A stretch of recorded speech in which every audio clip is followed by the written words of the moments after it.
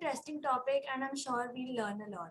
Beauty is never a one product miracle, and we often come across people who have a very attractive and charming persona and just shine through like light.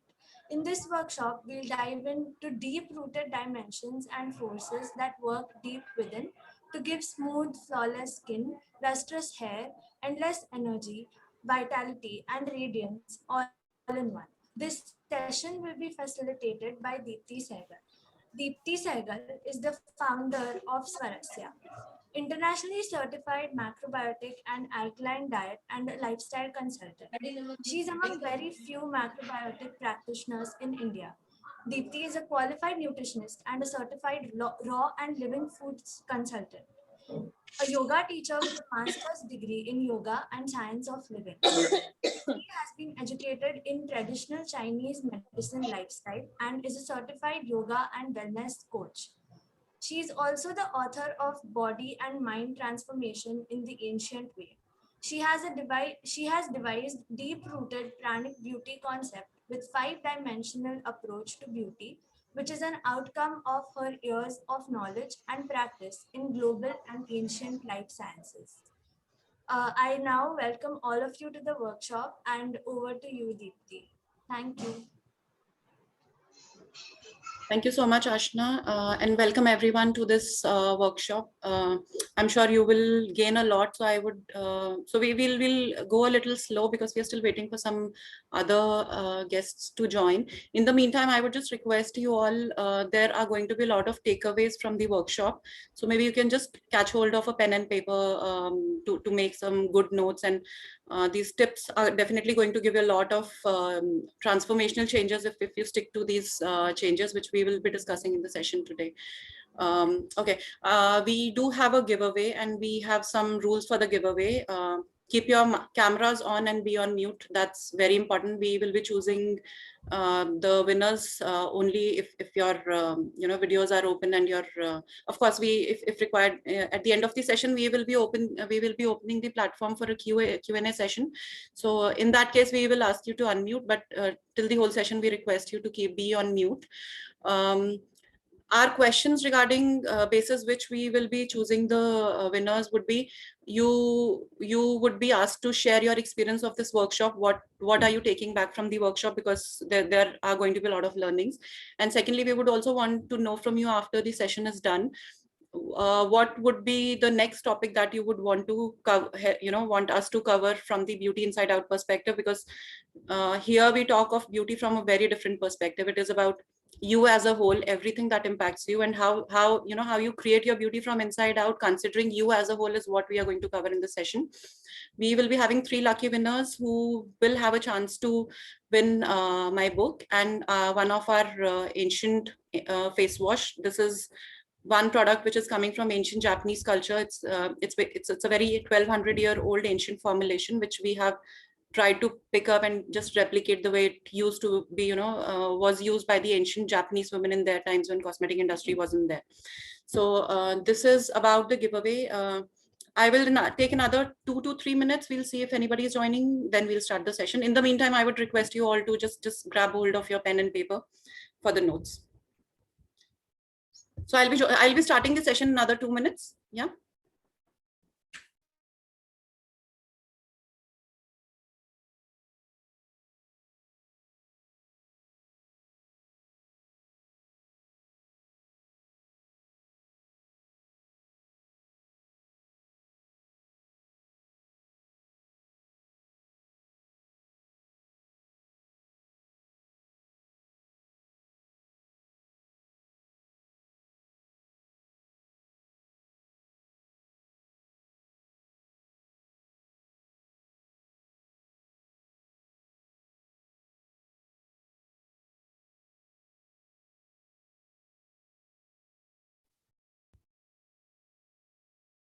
Okay, so I guess we can at least start with the introduction of what we are as a brand and what we are trying to do in the beauty industry. So starting from the very basic beginnings, our brand name is Swarasya, and Swarasya means your own essence. So it means Swar means myself, and Rasya means my own essence. Can we have the next slide, please? No, the Swarasya one. Yeah. Okay. So Swarasya means my own essence, which means what do you do to yourself? What, how do you live your life? How do you treat yourself over years ultimately decides what kind of beauty you would be after a certain age. Because when we are young, of course, we have all that energy to look and feel the best. It is only when we hit our late 30s and 40s is where we start to see a lot of skin and health, skin, weight and hair issues starting to happen to us. Why does that happen? We will be talking of all that, but the whole idea is the initial takeaway for you from this session is going to be, it is basically how much you preserve your own essence, which you have which you have been blessed with, and how much you kind of keep yourself intact in terms of body functionality, in terms of taking care of your own self, in terms of investing time in right good things, which ultimately will manifest into that ageless beauty, where we see a lot of people are really are very attractive, ageless, skin is just glowing even if so age doesn't show on them. So what is that different thing that they're doing where their beauty shines apart from the others who start to have all these skin health issues and skin issues and weight issues. Why I'm using the word health? Because health is very closely related to how you look and feel. Okay, so we are India's first brand where we are skincare brand, of course, but we are skincare and self-care brand. Why? So we generally focus on the word self-care because it is self-care that gives you that ageless beauty and that everlasting ageless persona. It is not only skincare; it is combined effort of yourself with yourself over years that preserves you to have that kind of a look and feel that you would want to for a longer time. We are also India's first ancient beauty education brand, and this is our first introductory webinar. We will be conducting a lot of other webinars on various different concepts. We have something called the concept of 5 dimensions, and we will keep delving deeper into these 5 dimensions as we keep planning our further webinars. Okay, so just to give you an idea, we call beauty, or we understand beauty from a very deep rooted perspective. That deep rooted perspective is a layered perspective. So physically what we see on top of ourselves is our physical self. Then if you get it deeper into yogic philosophy or yogic knowledge, you are taught that we are not just physical beings. What we see on ourselves is not what we are. It's basically a culmination of our physical self, our emotional self, our mental self, and also our spiritual self. And when I say specifically spiritual here does not mean religion. Spiritual means how closely are you connected with the nature, so that you're living life in coordination with the nature. So we have given this term as pranic beauty because that's where it's the deepest level where your beauty actually starts to emerge from over years. And it's not a one day process, it's not a quick fix, it's something that you keep working on yourself over years. You adopt a certain kind of a lifestyle, you spend time with yourself, and that's where you keep building on to kind of maintaining that clean state of the body inside, that movement inside, and that's what shows as beauty over years. So we have termed this as pranic beauty, and this is an ancient concept. What we talk of here are the concepts that we've picked up from the oldest ancient cultures of the world. Since I'm educated into global ancient cultures of the world, the whole idea was whatever I have learned all these years, what I realized over years was, considering today's times, we are just looking for that one single product that can just, help me get rid of my under eye dark circles, or help me get rid of my acne, or whatever skin or beauty concerns do we have. But does it actually work like that? No, it doesn't work like that. It's if you look into Ayurveda or traditional Chinese medicine, macrobiotics, or yogic philosophy, which are the most ancient philosophies of the world, which have always talked of your alignment or your sync with the nature. They have always focused on you as a whole, where if it is about foods, what kind of foods are you consuming, what time are you consuming them, how are you cooking them, everything comes into place when we talk of kind of taking care of ourselves from the inside out. So we've culminated this concept of pranic beauty by taking or picking up these deep rooted concepts from these 4 oldest ancient cultures of the world, and come up with a concept and a philosophy where we have divided concepts from these cultures into 5 dimensions, which of course we will be talking of later in the session today. These 5 dimensions talk about everything. They talk about foods, they talk about your body, they talk about your emotions, they talk about your own connect with yourself and your connect with the nature. So everything comes together, and these are the concepts which all these ancient cultures have always talked about. So from the brand perspective, we have a strong focus on community and creating awareness, because we know what kind, the kind of awareness that we are trying to create in the beauty industry is something which is very new. Maybe a lot of you will get to know a lot of deeper aspects of beauty which you may not be aware of till now. So everything manifests into beauty, whether it be a physical, mental, emotional, or spiritual angle, and we will be talking of all these concepts. What happens is when you work on yourself as a whole on all these 4 parameters, a different kind of synergy happens inside your body, a different kind of harmony happens inside your body. That harmony keeps at a very deep rooted level, keeps your energy levels really up. So when your energy levels are up, of course, that you are just vibrant and radiant. So if I have to give you a very close example for this, just look at a newborn baby or somebody in their teens, how energetic and beautiful they look. It's that bubbling energy from the inside. How is it happening? That bubbling energy is happening because their organ functioning is completely intact. There is very less toxicity. The body is very vibrant on that energetic aspect, which of course we will be talking of. Then we have a strong focus from the beauty perspective, and as a brand, we have a strong focus on foods. Of course, we do offer a lot of natural, ancient kind of skincare products. This is where we started with, but gradually we've moved on into coming from our own understanding. We understood beauty, of course, is not something that just happens by applying something or going for a spa treatment or going for a beauty treatment. That's a very superficial, physical or the skin level beauty. But your skin actually happens from inside. If when supposedly you get a bruise or something, it's your own skin that heals from the within. It's not something that you're applying on the outside that heals it. So it's a very deep rooted concept which takes into consideration everything, starting from your foods to your body functioning to your lifestyle to ancient practices. I will be giving you some good pointers on these ancient practices. The kind of foods, of course, that you're consuming, the way you are cooking them. Along with it, you are also bringing about certain herbs which specific to your own health conditions or your the imbalances that you have inside the body. That's where herbs play a significant role, because these are super powerful in terms of providing your body with that kind of a nutrition which maybe tons of food cannot give you. So that's where the role of herbs comes into the picture. Then we have focus on emotions, your thoughts, consciousness.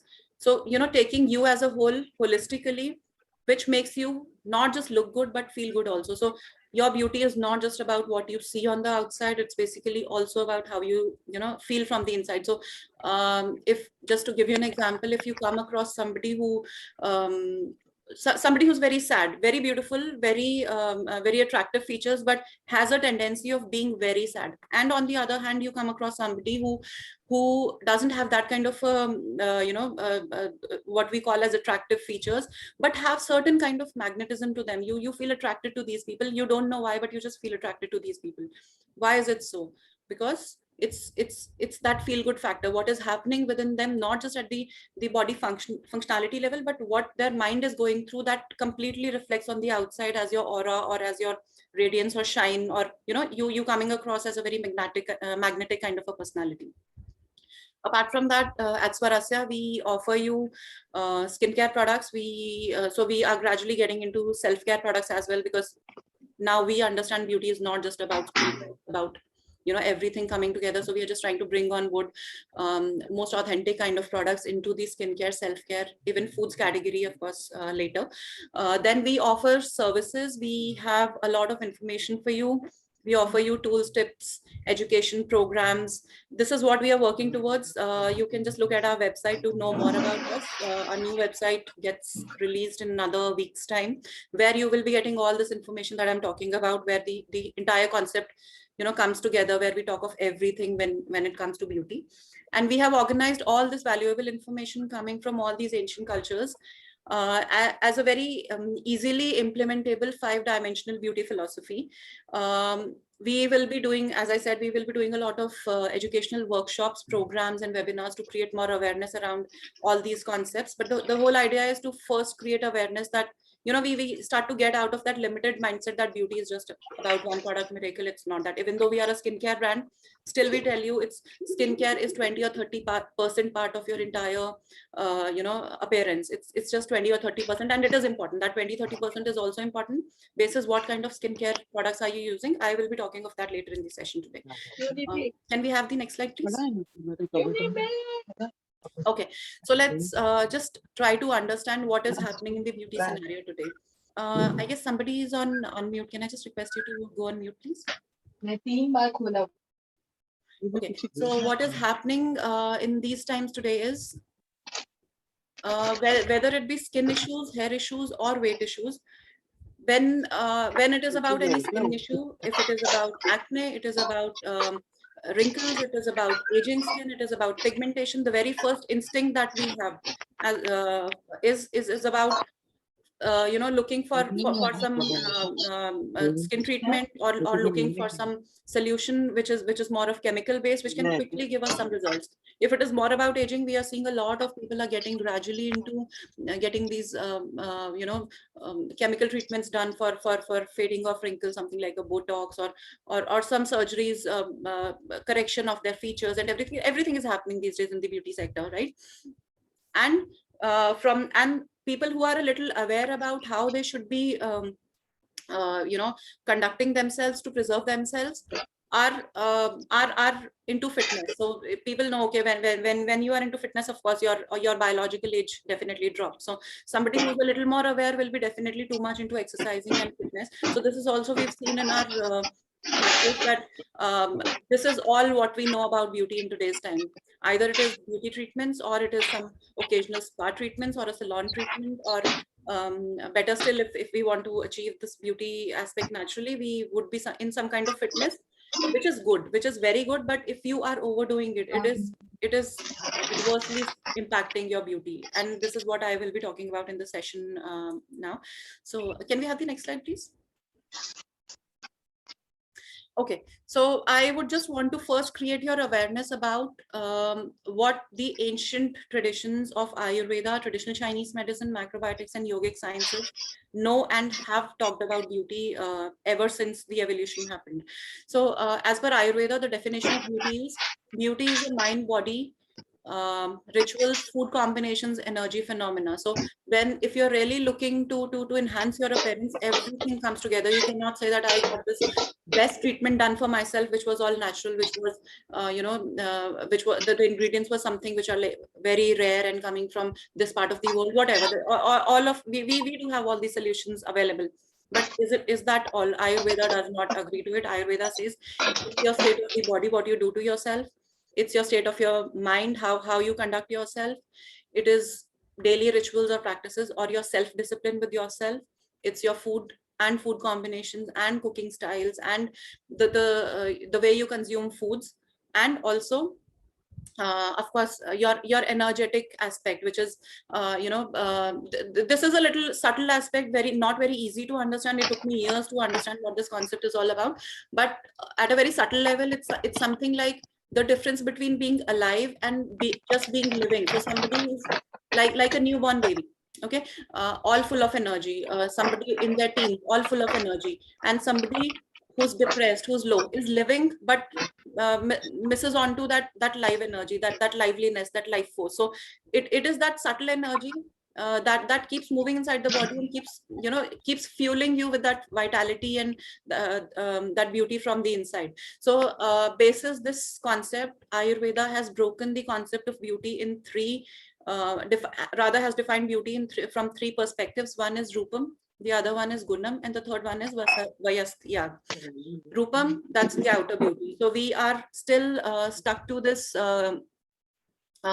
this concept of beauty from the Rupam perspective, rather I would say, because our entire focus is on just just enhancing our appearance. You look at what number of salons are opening up, what number of spa treatments are opening up, what number of makeup studios are opening up. We are just trying to recreate ourselves from the outside, and if our appearance doesn't look good, we are just trying to mask it with applying certain things on the face, or just trying to hide what shows on the outside, to superficially look good. That's not what the beauty is, because there are two different levels also to deeper beauty. Gunam is the inner beauty. So when I say inner beauty, it is something like your behavior, your attitude. So this is where when I talked of this concept, where why is it that some people just come to you, you just feel attracted to some people. Somebody who talks to you very nicely, who has a very empathetic kind of an attitude towards yourself, or who's always smiling and happy irrespective of whatever comes, you get attracted to that person. And similarly, somebody who has a very angry kind of a disposition, who's a very sad kind of a personality, even if they have the best features, or they have, look and feel wise, they are the best, but you don't feel attracted to them. So this is what the quality of inner beauty is. Inner beauty is that comes from within, that shines through as a very subtle aspect of you, with the characteristics or features of you being a warm personality, you being a very kind-hearted kind of a personality, and somebody who's just very vibrant and just lives by how life comes, not getting entangled into these the daily course of life, and just getting upset by every small little thing coming your way. And the third one is everlasting beauty. Now this is something very deep rooted, but everlasting beauty is very simply, if I have to explain you, it's something like somebody in their 50s or 60s, but still looking 20 or 30 years younger than their age. Did that happen to them in 1 day or 2 day or 10 days? No. They have lived that kind of a lifestyle where they managed to take care of themselves every single day, which culminated into this kind of a beauty, which is an everlasting beauty. Why? Because they have preserved their internal functionality, they have preserved the functioning of their organs, they have preserved the toxic levels inside the body, they have worked on their inner selves to kind of come across as a very happy and joyous kind of a personality, irrespective of what situations arise in your life at whatever age. So this is where, when we say that beauty is just a number, this is where we are talking from the Ayurvedic perspective, from the beauty which refers to this property of Vayasthyag, which is about everything who you are in the holistic sense. So when we talk of these 5 dimensions, ultimately this is what we are trying to educate you on, that if you want to be an everlasting kind of a beauty, you need to kind of prioritize or live your life in a certain way, where you pick and choose time for yourself for all these 5 dimensions that we are going to talk about today. So can we have the next slide, please? Okay, so that was the Ayurveda's perspective of beauty. Now, traditional Chinese medicine, just to give you some idea on what this modality is all about. Traditional Chinese medicine is something like Ayurveda of Japan and China. It is like Ayurveda happened in India. There was another life science, or you can call it ancient medical system, or you can call it something that emerged in ancient times in the land of Japan or China, when either there was no cosmetic industry, or when there was no medical industry, when people were really more close to the nature, and that's where they observed certain patterns of the nature.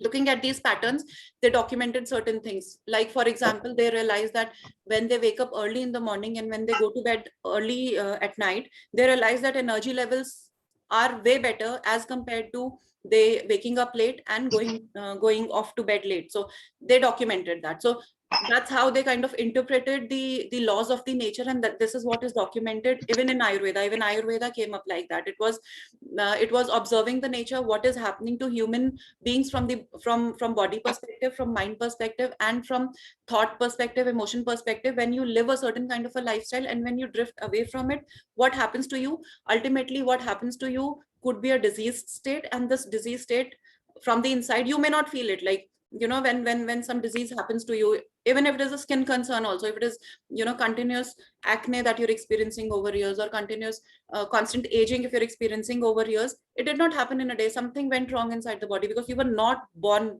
wrinkled, right? You were born really fresh and vibrant, but what happened during those middle years or initial years that made you age so faster, that your skin starts to look aged, or your weight starts to just fluctuate, your hair starts to go off. So it's basically a very deep rooted science, where you actually understand how nature has a great role to play, whether it be foods coming from the nature, or your practices aligned with the nature, or your breath work and exercising done with respect to keeping in mind how my own nature allows me to do that. Like for example, a lot of people would get into exercising without realizing that they're just over burning their energies rather than gaining energy. So that kind of a connect is missing, which is a part of one of our dimensions, which I will be talking of later. So coming back to traditional Chinese medicine, it is again a very ancient modality, and macrobiotics is coming out of traditional Chinese medicine. So macrobiotics is precisely a food modality, which is understanding of foods from the perspective of energy. Like in modern science, we understand foods from the perspective of calorie counts and counting our carbohydrates, proteins, fats, basis which we kind of fill our bodies with counted nutrition, rather, I would say. In macrobiotics, we don't look at the body like that. We look at your body and the foods from the energy perspective, what kind of energy you are, what kind of energy specific foods have, and then we try to map your energies with the food energies. That's where your inner energy starts to become really vital, and that is what starts to show as vibrance, radiance, anti-aging, you call it, whatever you call it, but it shows on you as a whole, your skin, your hair, your weight, everywhere it shows. So traditional Chinese medicine, the concept of beauty in traditional Chinese medicine is about balancing the the two extremities. Like for example, we have like it is summertime going on, right? So we do not realize that if we feel hot, we would just grab anything which is very cold or icy, and we constantly keep doing that. And similarly, when it is winters, we have a natural inclination towards having more hot or warm foods rather than having these cold foods. So what changed? Like, we are the same, but during one specific season we crave more for warm foods, and during another specific season we crave more for very cold, chilly kind of foods. Are we maintaining the balance? Which means if it is very heated inside, like outside, the kind of weather we're experiencing right now, are we going ahead with something like a moderately cold kind of a food, or are we full day binging on something icy? So that is where we are disturbing the balance. The balance is, if it is too cold or if it is too hot, where do we how do we maintain the balance? We come closer to the center point, which means if it is hot, then we don't go with very hot foods or very hot way of life, we go with a moderately warm way of life. And on the other side, if it is a very cool, icy kind of environment, then we as our own choice, as our own self connect with ourselves, we do have the choices, right? But what we choose to do is what makes a difference. So when we choose not to go on the other extreme of choosing from the foods which are very extreme on the other side, and we stay in the center, is where we are trying to maintain the balance. So the idea of beauty from the TCM perspective is about maintaining that center point, that balance, where irrespective of whatever choices you have, you being a conscious person, choose not to go on to the extremes, to try to maintain your balance as much as you can. This is what leads to everlasting beauty. And the other concept is your life force, chi, which is again the energy part that we're talking about, but again, not very easy to understand. It takes a lot of ancient kind of a knowledge to understand what this concept is all about. But very broadly, if I have to explain you, science looks at us from the perspective of these broken pieces. Like, we have hands, we have fingers, we have face, we have on the outside body, right? And internally we have these organs, we have heart, we have liver, we have kidneys, various different organs working within us. So we have a specialist for each part of the body. There would be a lung specialist, there would be a skin specialist, there would be a hair specialist. All different kinds of specialists are there. But are we just lungs, or are we just kidneys, or are we just heart? No, we are everything, but we are just creating that imbalance by focusing on one specific area. Of course, it is much required, I'm not denying that, because when you create that imbalance in specific organ or part of the body, you need that special treatment to bring it back to balance. But this idea of life forces, what moves within the body. So very at a very base layman language, if you have to understand energy, just imagine that there's a flower, and that flower is just stagnant. There is no wind or air in the environment, and suddenly some air starts to blow. As the air starts to blow, you see that flower is moving, right? Can you see that air which moved the flower? You cannot, but you can see the impact of air on the flower. Similarly, this is what our chi or energy or life force is.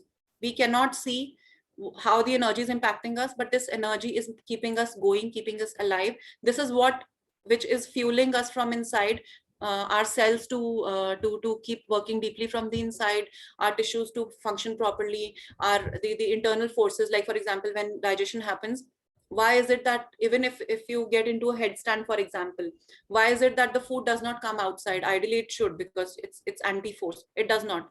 What takes care of that food which should not come out? So of course at the physical level we do have certain body organs which are taking care of that. What is fueling those organs which are taking care of that is your life force, is your energy. It will ensure that if the food has to go down, come whatever, the food should not come up, because that is anti our functioning. So body always supports the functioning the way it should be, and that is fueled at the back from the life force. So this is the TCM perspective of beauty. Again, so TCM is about everything, about lifestyle, about how you think, about like Ayurveda is, it is about everything. It talks about everything you as a whole, whereas macrobiotics talks just about foods from the perspective of creating balance within you. Like I will be talking of these concepts a little later, but very broadly, from the macrobiotic perspective, two concepts are very important to bring about these transformational changes within you, whether it be your skin, weight, or hair. Your body state should be alkaline. That is where it's free flowing. That is where your energy is free flowing at its peak level, and that is where you develop something called pure blood quality. Whatever you you look and feel, the kind of skin condition you have, or the kind of hair condition you have, or the kind of weight you carry, is highly dependent upon what your blood is carrying and supplying to your cells, because energy is produced in these cells. So if your blood quality is pure, that pure nutrition and pure oxygen is being supplied to your cell. These cells, when they get the purest of what they need, is where they make you vibrant from inside out, and you just just being very vibrant, come across as a very attractive kind of a personality that we've been talking about. So this is precisely what the TCM and macrobiotic idea of beauty is. Can we have next slide, please? Okay, so this is one of my favorite topics, because I did study all three modalities. Of course, every modality has its own very beautiful concepts around all these you as a whole, rather than just breaking you from the liver perspective, or a kidney perspective, or a skin perspective. But the modality that really has taken me over is yoga. I mean, it's not just about asana. It's a very big misconception that we do practice certain kind of asanas, maybe 10 minutes, and that's how we take it, right? Just practice 10 minutes. Somebody tells us, okay, just be mechanical, 1 hour, just keep going and going and going without being connected with yourself.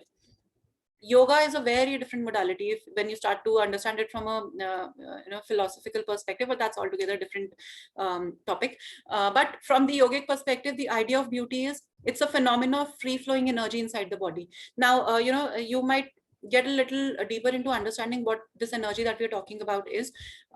It's when you, any one of you, if anyone of you practices yoga by any chance, you must have realized, you're always told that synchronize your breath with your body movements. It's not just about movement inside the body. And this is also what makes yoga different from all other kind of exercising modalities. Why? Because whenever you're getting into a posture, there's a specific, so if you're very mindful, and if you do yoga, just next time if you do it, just notice what is the length, breadth, and depth of your breath in a specific asana. Like somebody who's into this mountain pose, for example, if you look at the picture at the right, you will realize your breath is going very deep till your navel, and that's why they tell you to focus on navel also. It's not just about what you see and what your angle of hands and feet are. It's basically what kind of life force are you pushing inside the body through your breath. So life force enters your body through the breath. If one small tip I have to give you about beauty, and if you get crazy about your foods when it comes to beauty, the biggest tool to generate your beauty, everlasting beauty, is your breath. The more you can focus on your breath, the more ageless you become. So it's and this is coming from the yogic philosophy, and that's why I guess this is one of my favorites, because this actually talks of the very depths of how mind body function, along with that movement of energy or life force that we're talking about. So basically, factors that regulate prana from the yogic perspective are movement and breath. Why I'm not using the word exercise, I could have definitely done that, but Yoga is not exercise. It's basically movement of your body, flow of your body. Some days you just feel like just okay, a very small example. You've seen small babies like 8-month-old, 10-month-old babies just rolling on the bed wherever they want.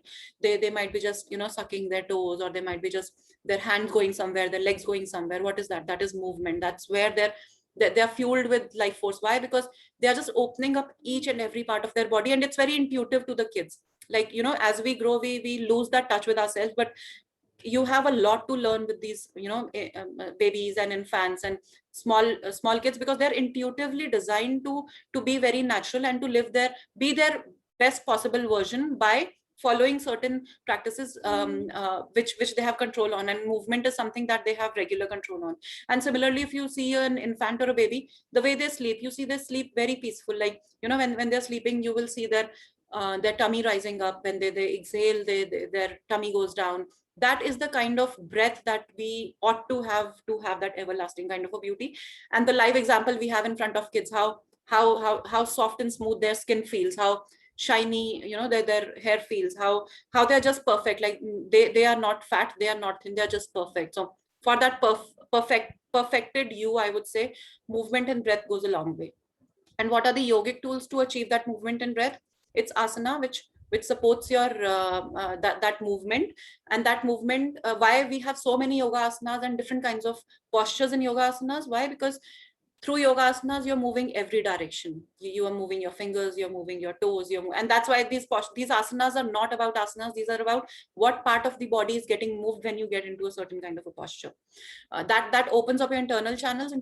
When open up, let the at the physical level, let the oxygen and nutrition flow really easily, let prana flow easily, and that's where what culminates into that everlasting beauty that we're talking about. And we cannot underestimate the power of meditation. Why? Because your mind has a huge role to play when it comes to beauty. How? We will talk of it in the further slides. Next slide, please. Okay, so what is, as a brand, what is our philosophy of beauty? So we, as we said, of course, we do have a skincare brand, and we're doing a lot of natural ancient stuff, but we call ourselves as a self-care brand. We do have a self-care philosophy, because it is everything coming together, which creates your beauty. It is your inner beauty that fuels your inner assets. When I say inner assets, it's what I'm referring to is your organ functionality, how your lungs are functioning, how your digestive system is functioning, how your kidneys are functioning, how your heart is functioning, everything. What kind of pulses these organs are generating, basis which your skin, hair, nails, or body weight, everything reflects on your face. So there's a very deep-rooted beauty about traditional Chinese medicine. Whatever you see on your face indicates what is not right inside the body. So I'll give an example. When some people come to us and ask us, okay, I have these under eye circles and under eye bags. Okay, from the beauty perspective, it looks as a very superficial outward kind of problem, and a lot of people face it. And we openly tell them, see, we are a skincare brand, of course, but we do not offer under eye cream. Why? Because we don't believe in it. Because under eye circles is something that is not happening on the outside. You have these small little capillaries just moving, which provide nutrition to your eyes, and these are very minute capillaries connecting your main blood vessels to your eyes. So these capillaries are something like branches of the trees. These capillaries, when there is no movement in your when there's a very stagnant movement in your eye area, these capillaries get clogged with stagnant blood, with old blood, with which is a very blackish kind of a blood. So what you see as dark circles is a reflection of that dark blood showing from the inside. So even if we want to create a under eye dark circle product, we would not do it, because we know it's useless. It is just a fad. Under eye dark circle cream is nothing. It is just a fad, because you really have to work on stimulating your eye area. How do you do that? Way better than using the skin an eye circle cream. It's better to practice some yogic eye practices. What that will do is that will stimulate your eye area. With that stimulation, you will start to flow that stagnant blood under your eyes. and it's not a one-day process. You really have to dedicate yourself, live a certain kind of a lifestyle, put a stop to wrong foods which may be causing that stagnation, making sure that your life force is good by focusing well on breathing. When you know combine together all these factors, you see your the radiance on your face just starts to go to a different level. These under eye dark circles automatically start to go off. So you know, these are the concepts which are coming from these ancient sciences, which in modern sense we just don't talk about when it comes to beauty. So and the ultimately what our philosophy is all about is you align your body and mind with the functioning of the nature and create balance. So when I say functioning of the nature, I'll be a little elaborate in further slides, but the whole idea is don't go overboard in anything. If there is one takeaway from the session, it is going to be don't go overboard in anything that you do. If you are doing exercise, go to a certain level. It should not be something like a mindless exercise, just for losing weight, maybe 2 hours, 3 hours, just continuously doing exercise. What you're doing is you're creating more free radicals, more damage to your cells. If the cells are damaged, what starts to show on your skin is pigmentation. It's you know, falling of hair, because these free radicals are toxins. These toxins block your blood channels and energy channels. If the blood is not reaching your hair follicles, it starts to shed off. It's not getting its nutrition. So balance is the key, coming from the teachings of all these ancient cultures. And this is what our focus is, being a beauty and self-care brand. This is, and from the education perspective also, and that's why we've gotten into creating beauty education from the ancient you know, concept perspective. Beauty is about balance. It is about balancing everything in your life. Of course, skincare is important. It's very important. Why? Because we're exposed to a lot of toxins. But what is the right kind of skincare that you need, along with various other factors coming together as a whole to give you that inside out kind of you know, changes inside the body that ultimately over time start to show up in your skin health, in your hair health, in your overall persona as a person. Next slide, please. Okay, so we've talked of the philosophy that we're talking about. So basis our experience in last I guess it's been 10 years since I've been into this and just studying different cultures and trying to come up, understand beauty. So the area that I chose for my study was the beauty area, because I realized over time, and it's happened with me also, it's not just with, you know, all of us, it's happened with me. And the whole idea was I really wanted to understand what is it that ages you, because there is a difference between two people, somebody who's very magnetic and very radiant, even if they are in their 50s, and we come across a lot of such people in today's times, and somebody of the similar age may look 10 years ahead of their age. So what is it that makes a difference? So basis all those studies and understanding of these ancient concepts, we have come up with these this 5-dimensional approach, which starts with you know, foods. We call it nourish, then your body work. And body work, when I say body work, it is not just about exercise. There are 3 different dimensions to it. I will be talking of them also. How your emotions, this is, I guess this is one of the area that we really need to get deeper into, because when we talk of beauty, emotions is something that we just do not consider at all. I mean, it's not even in our thoughts also. But how emotions, I'll be giving you some examples in the further slides, but emotions have a strong impact on your beauty. If by any chance you've come across any person who's really low and depressed for a certain time, for example, you will see they don't look at their best capacity, even if they're very beautiful, if they have very you know, their features are really good, and but something is missing in them, some attraction is missing in them. The skin starts to you know, kind of sag very quickly, hair starts to fall off, weight starts to just go up. What is it that is working behind your emotion that gives you all those conditions? I will explain you all that. Then we have self-realization. Now this is again a very subtle kind of a concept. Self-realization is basically you call it mindfulness, you call it your own consciousness, whatever you call it, but this concept is coming from my studies in yoga. Self-realization is basically you have multiple choices. Like if we are living in today's times, we have ample, I'll take the example of skincare products only, since this is what our expertise is into. You see every other day a new brand is coming up. Somebody claims something, and you know, there are all kinds of skincare products. Now you as a person, are you know, self-realized enough to put your mind and thought into thinking, one, if I use n number of skincare products, what is going to happen to me? Is my skin improving, or is it just a peace of mind that I'm getting? Or say, for example, you idolize living a specific kind of a lifestyle, and as a part of that lifestyle, you pick and choose a range of skincare or self-care products for yourself. which you may or may not be using, because I'm talking of this because this has in past happened to me also, and these are very practical examples that I've gone through myself. But did you ever give it a thought that what is it that is working for you? Even if it is a skincare product, does that rose mist work for me, or does that night cream work for me? I am, you know, looking for that best under eye dark circle cream, but you know, is it working for me, or am I just looking pillar to post, find that best brand that is giving me that that kind of a product? So self-realization is basically your own connect with yourself, your own intuition, your own body telling you this is working for me, this is not working for me, this is how I feel. So the feeling factor is what the level of self-realization is. And I cannot emphasize enough how powerful it is, because since the time I started connecting with myself, I could see huge changes happening to myself, because I got that power of choosing right when I started to, you know, when I got into that path of self-realization.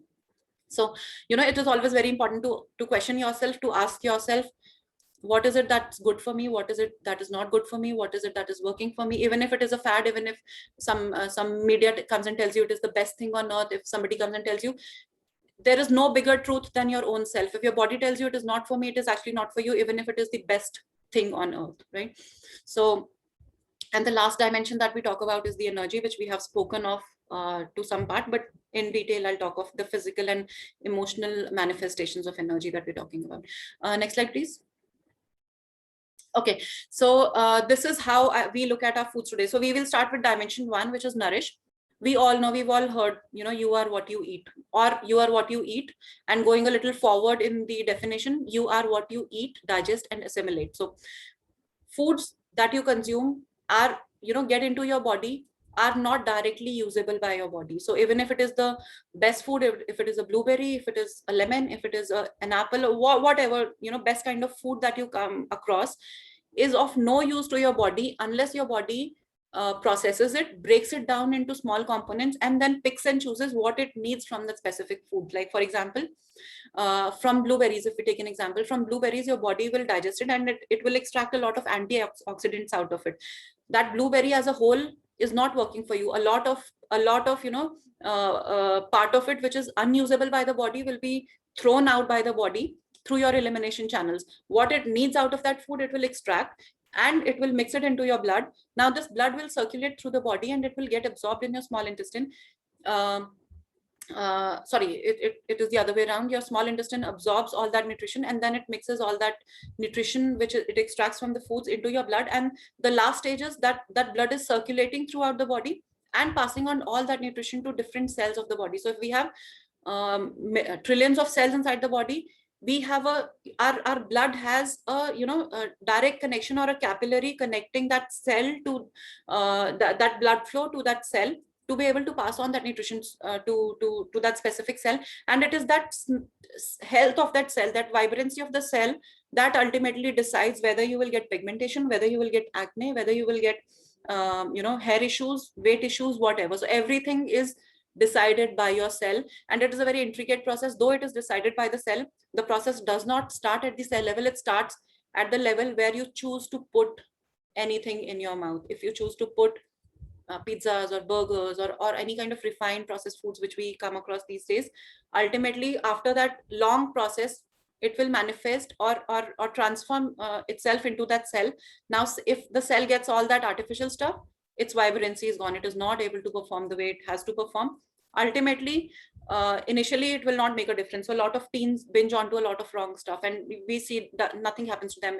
If somebody has genetically a tendency of looking good, they will look good in their 20s, even in their mid 30s. It is only when you get on to somewhere around your, you know, late 30s and 40s, that's where a different phase you're entering into. And specifically women, when we are entering into this perimenopause phase, where a lot of things are transforming, that's where immediately you see a hit. And that's where we see a lot of women, as soon as they get into this specific age, you automatically see immediately you had a very beautiful skin, and you don't realize what started to happen to my skin. My you know, diet is same, my lifestyle is same, my skincare is good, my self-care is good, still things are going wrong. Why? Because you have abused your body in last 20 years to reach a stage where in 40s, since the phase is changing, body is changing, ultimately it is not able to cope up with what it was able to cope up in your 20s. So, and this is if we look at how we look at our foods today from the nourish perspective, it is only 2 or 3 things that we are doing. We are following a calorie counted approach, and this is, I would say, 90% of what modern food industry is all about. We are following fads. Someday there's a protein diet, then we get some results, and then we don't get some results, the weight comes back, or we don't feel good, then we switch on to keto diet, or we want to try paleo, or whatever. There are n number of fad diets. And even at a very very common level that we have seen, protein craze is something that is with everybody. You talk to anybody, the first thing, if they play around with their diet, the first thing that they would want to know is, what about my protein? Will my protein be enough? Now, there is a very dark side to protein that nobody talks about. Protein is very highly acidic in nature. No, I'm not saying it is not important, it is very important. But what form of protein are you using? How you are cooking it? How you are consuming it? Are you consuming it at the right time? Are you consuming the right kind of proteins? Is what will ensure that the leftover of protein is minimum inside the body. Because protein in its raw form, whatever protein it is, it will leave its leftover. It is something like a difference between, in our body, there's something called Agni, which is the concept of Ayurveda, which means metabolism. So modern science calls it metabolism.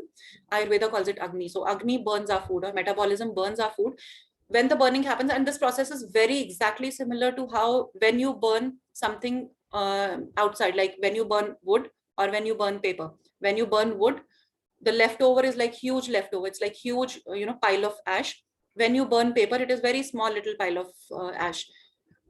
It was burning only, right? But what was the ingredient which got burned, basis which that leftover remains? And that leftover is acidic, that leftover is toxin, that leftover is something that starts to block our channels. It's where you start to get all that aging factor, all that pigmentation, all that whatever concerns you have. And specifically in modern times, there is a series of new skin concerns that have started to come up: autoimmunity, eczema, psoriasis.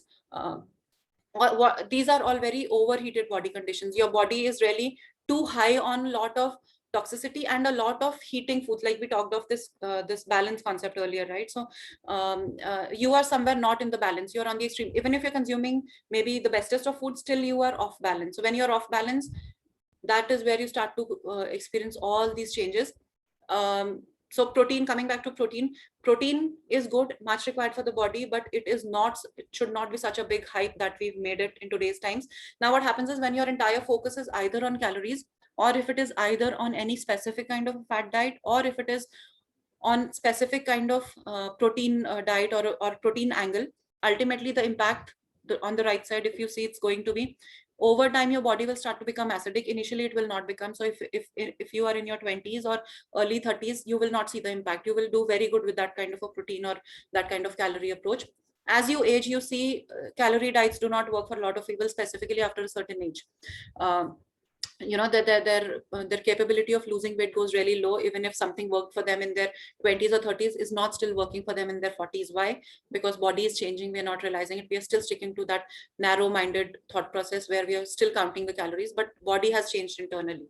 So it's causing a lot of acidic load on the body. Secondly, it is causing mineral loss inside the body. It is causing a lot of nutritional deficiencies, because of course, your protein intake is going well, but a lot of people will not talk of what it needs to for your body to process or to digest that protein. What is it that is required for your body to clean out the leftover of that protein?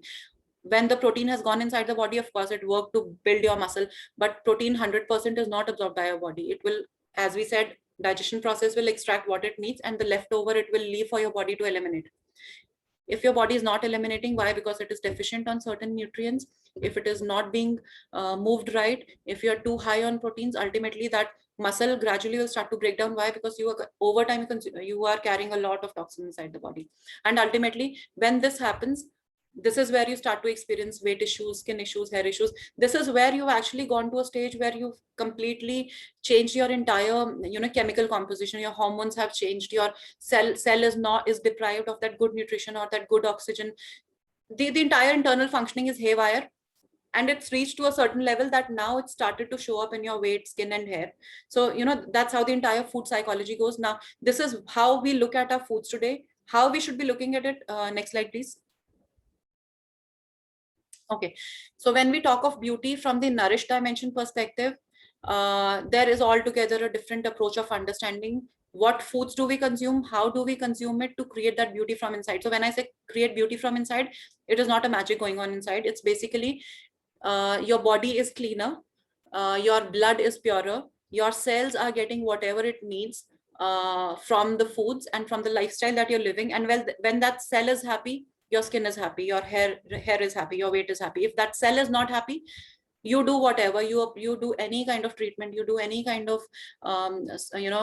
peels and spa treatments or whatever modern world has to offer to us, you will still keep aging. Why? Because it is not at the superficial level, it is happening at the very deep level, and at a level where we cannot even see what is happening, where it's at the microscopic level, where your beauty is being created with all that blood moving inside the body, with all that pure nutrition and oxygen to make it reach to your cells. So now if I relate this beauty dimension to how Ayurveda talks of beauty, we talked of this first dimension of beauty that Ayurveda talks about, which is Rupam. Rupam is your outer beauty. So Nourish is the dimension that supports your beauty from the outside. What kind of foods or concepts support your Rupam or outer beauty from the Nourish perspective is at the top is alkaline diet. When I say alkaline diet, it's something like, very simply, if I have to tell you, increase your quota of fruits and vegetables quite high. So if you are obsessed about proteins, I'm not saying leave proteins, definitely be with them, you require it much more, but you need good amount of fruits and vegetables to be able to process the toxicity that those proteins are leaving inside your body. So alkaline diet, it's a very it's a very different deep rooted concept. I'll not get into it, but very quickly, what are you supposed to do to make your diet alkaline? Make sure that 50% of your diet is majorly based on fruits and vegetables in any form. Secondly, move on to whole foods. Refined foods, processed foods, something like ready-made foods that, quick fixes, or somebody comes and tells you it's a vegetable added quick oats that you can just make. Is it good for your beauty just because it is oats? It is not, because it is refined. So what do whole foods mean? Whole foods, something like whole grain, something like a brown rice, or rather brown rice. It's one of the topmost on the charts from the beauty food perspective. Just try switching to brown rice for a certain time and see how beautifully it starts to change a lot of your beauty parameters. So so brown rice is one of those. Then you have millets, you have we have bajra in Indian scenario, then we have ragi, we have steel cut oats, all these foods, like, foods in their whole form. From the bean perspective, all kinds of beans like chickpeas, these rajma, lobia, whatever we have available from the spread, from the from the whole perspective, fruits, vegetables, seeds, nuts, beans, everything coming together to form your diet, rather than you banking on or sticking to these fads where somebody tells you, okay, this food has this much vitamin C, these many proteins, these many carbs, and you get into that fad considering that, okay, this is doing good to me. It's not. Why? Because it is that processed food is not coming only with that added nutrition which your body may or may not be able to absorb, because body works very differently from natural in synergy with the natural resources rather than artificial or chemical resources. So whole foods is again, top on the category. Probiotic rich foods, I guess in today's times I would put very strong focus on probiotic foods. In research now, it is being proven that in coming few years, skincare would be about probiotic rich foods. It is that powerful. So if you're looking for any kind of treatment for your acne, for your pigmentation, for your wrinkles, aging skin, weight, loss of hair, whatever your skin and hair concern is, probiotic food. So you have to feed your gut with good bacteria, which creates about these magnificent kind of nutrients as a leftover, which are superfoods for our body, which we cannot consume, or rather we don't get it from any kind of outside food. So even if we are going high on, say, fruits and vegetables or natural resources of foods, still if we are deprived of good gut bacteria, if probiotic foods are not probiotic bacteria is not a part of our ecosystem, gradually you will see the very first thing that will start to go off or get imbalanced is your gut. If your gut gets imbalanced, that is where 96% of your skin conditions, hair conditions, weight conditions happen, because your digestive system is not functioning right. And this is what Ayurveda says: 96% of your beauty, wellness or health conditions, lifestyle disorders, everything starts when your digestive system has any kind of flaw, whether it be gastric issues, whether it be bloating, whether it be belching, whatever digestion issues you have, if you want to fix your beauty, fix your gut is what I can tell you. Then food energetics, again, this is a very again a very deep rooted concept. I'll not get in deeper into it, but this is something like if you remember, or if at all you have this experience with your previous generations, they used to tell you that this food is very cold, don't consume it in this weather, or this food has a very heating tendency, don't consume it in summer times. Precisely, they were talking of food energy. Why? Because they could understand that if your body has a lot of heat and you're putting heat on top of heat by consuming foods which are adding on to that heat inside your body, then even if it is the best food, even if it is a very good food, if it is a very good spice, for your body it is becoming poison because you are adding heat on top of heat. Now, how does it show on your skin? Condition something like urticaria, condition something like rosacea, condition something like this red pus-filled acne, is because your body is very heated, very high on heated conditions. So, food energetics, which modern science just does not understand, talk about at all, is such an important concept of creating that beauty from inside from food perspective. And then coming lastly, food combinations. So some food combinations are just not meant to be together. Why? Because our body releases a lot of internal juices to digest our foods. These juices, some of them work in synergy, some of them are anti each other. So the more we sort out our foods in a way that our digestion gets sorted out, when I say digestion sort out, means the internal juices which are flowing are sorted out. Ultimately, your digestion is sorted. When your digestion is sorted is where your beauty begins with. So food combination, like for example, I say, okay, I make a smoothie in the morning, I add mango to my curd and I make a smoothie in the morning. Is that a good combination? That recipe may look very good. A lot of people may be talking about it, but from the food combination perspective, it is the worst disaster that you can do for your body. So, food combinations again is a very deep rooted concept. And when all these factors come together, they start to completely change your internal chemistry, your hormones change, your internal functionality change, your body becomes cleaner. So, and this concept is very different from how we look at foods or beauty from foods from the modern perspective. And in this approach, we just do not consider calories. I mean, though I'm a clinical nutritionist as well, but having studied all these ancient and modalities and being very aware that this does not work, I now do not work on the calorie approach at all. Next slide, please. Okay, so this is one takeaway for you. How do you start to bring about that change from the food perspective or nourish perspective in your lifestyle?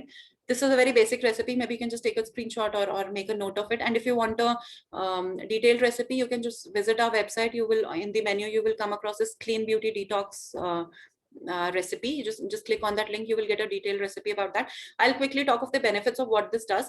When you start your day, so I would recommend, if you want to give it a try, start your day with the smoothie in the morning. Start your day with this. Don't get away from tea and any kind of refined stuff. When you start your day with the smoothie, this is very full of powerful cleansing agents. It's rich in chlorophyll. It raises your oxygenation level. It takes your energy levels to a different level. So, all these factors coming together when you consume that smoothie in the morning, it's a very big shift from making your body alkaline from an acidic state. So if you're a tea consumer in the morning, you are making your body acidic in the morning. If you're consuming smoothie in the morning, you're making body alkaline in the morning. And alkalinity is the root to that ageless beauty that we're talking about. Next slide, please. Okay, so talking of our beauty dimension 2, which is body work. How do we look at our body today? It's a very narrow-minded concept, the way we look at our beauty.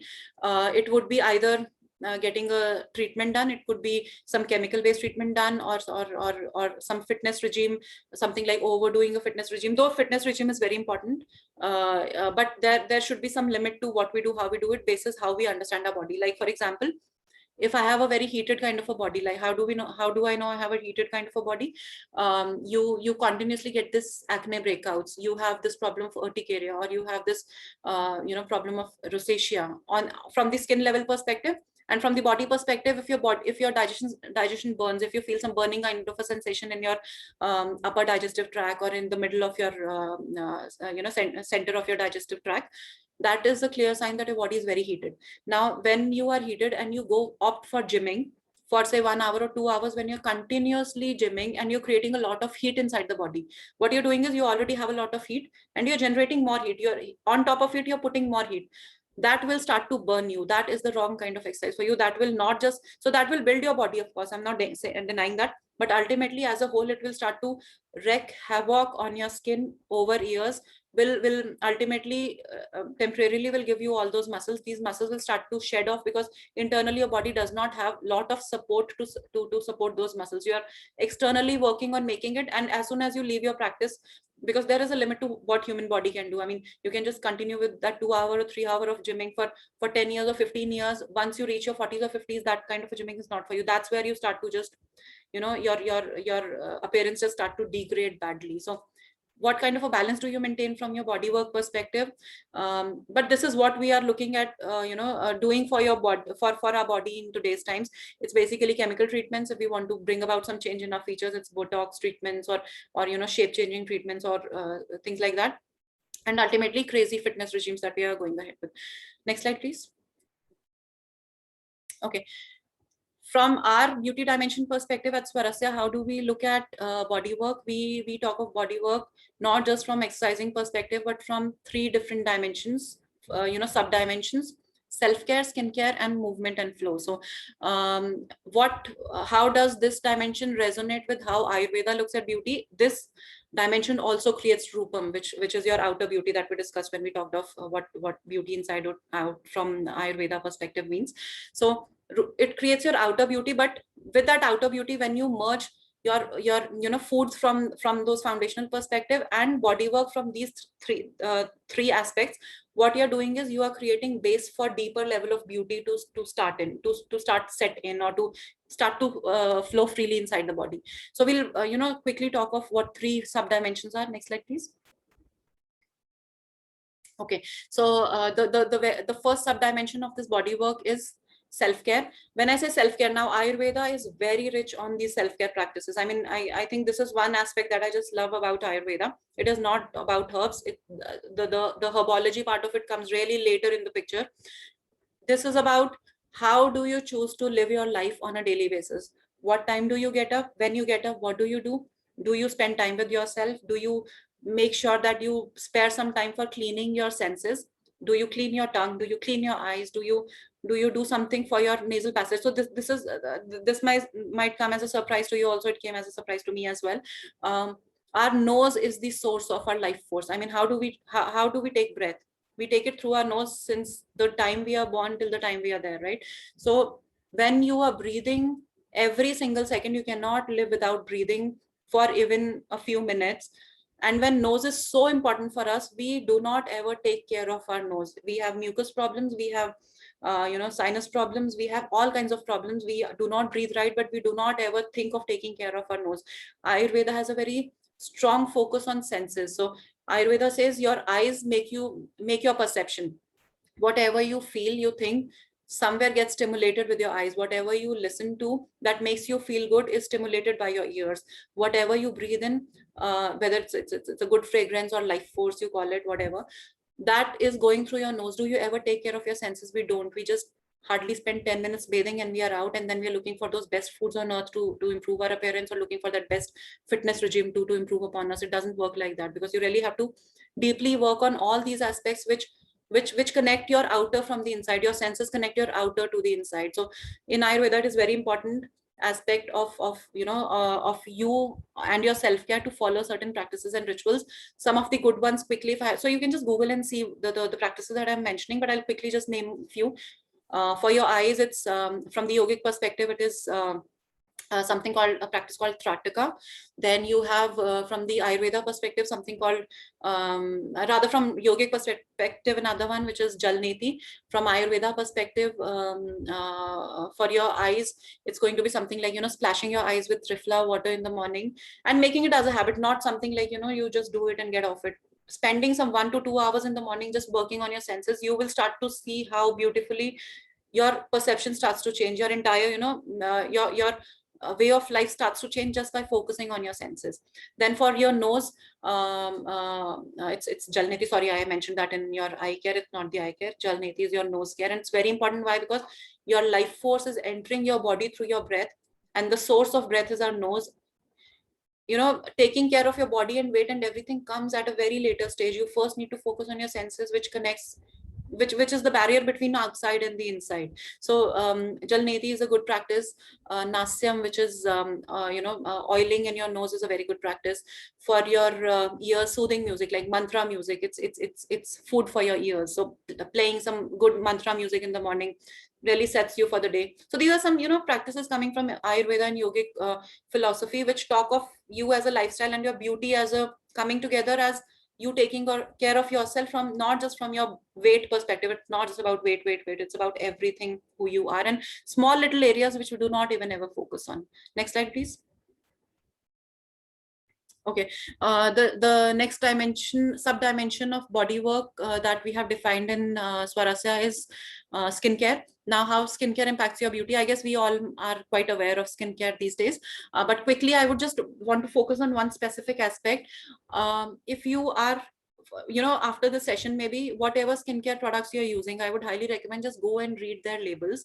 If you come across any terms like parabens, sulfates, SLS, or any kind of technical term which sounds like a chemical, okay, you will get that sense. Or at all, if you do not understand that term, just Google. So for the ingredients that you see on the labels of your skincare, just Google each and every ingredient and just try to find out the side effect of that ingredient. Whatever the brand is telling you, this kind of ingredient is okay because it is tested, because it is this certified and that certified, that's okay. I mean, to a certain level, but be your own detectives to find out what are these small little chemicals coming from everywhere that are invading you of your inner integrity, I would say. So some of the active and what do you call these chemicals in skincare that you will find would be something called SLS, parabens, sulfates, petroleum, like Vaseline, for example. Okay, these are poisons for the skin. Why?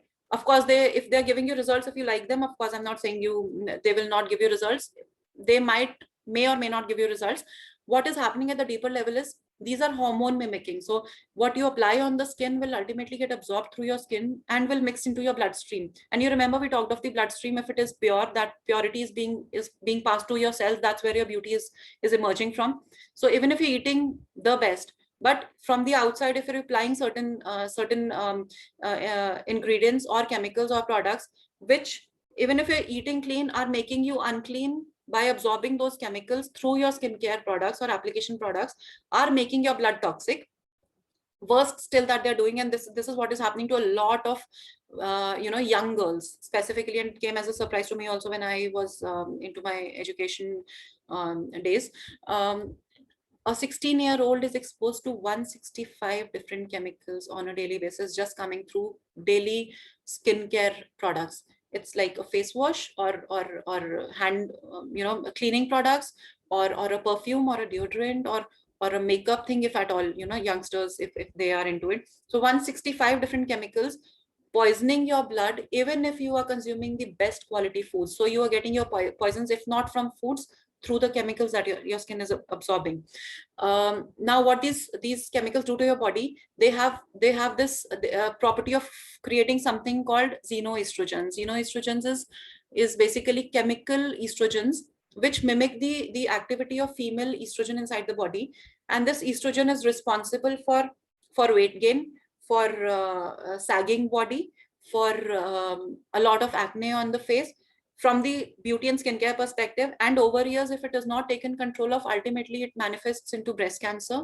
It manifests into a lot of starting from the inside, it sets in deeper into a lot of other health conditions. So it is very important that the kind of skincare products that you use are very clean in nature, which do not have all these most damaging hormone mimicking chemicals, which will completely change so we do not even realize these hormone. It may be my best best product that I'm using, or I just love that product, but I don't even know when it gets into my body, it is completely changing my hormones. It's completely changing the functioning of the body. I am gymming, I am eating best food, still my body is not functioning well, or it's deteriorating by the day. If that is happening to you, just please look into the kind of products that you're using. So, okay, what are the right kind of products that you should be investing into? Ayurveda says anything which is botanically powerful, which has some botanical ingredients and comes together as a part of botanical ingredients coming together, is the right kind of skincare for you. What it will do is, at the very bare minimum level, it will maintain your pH balance and it will maintain the skin barrier. And at the deeper level, it will not pollute your body, which is the biggest concern which is happening with the exposure of chemicals that we are getting through different sources in our range.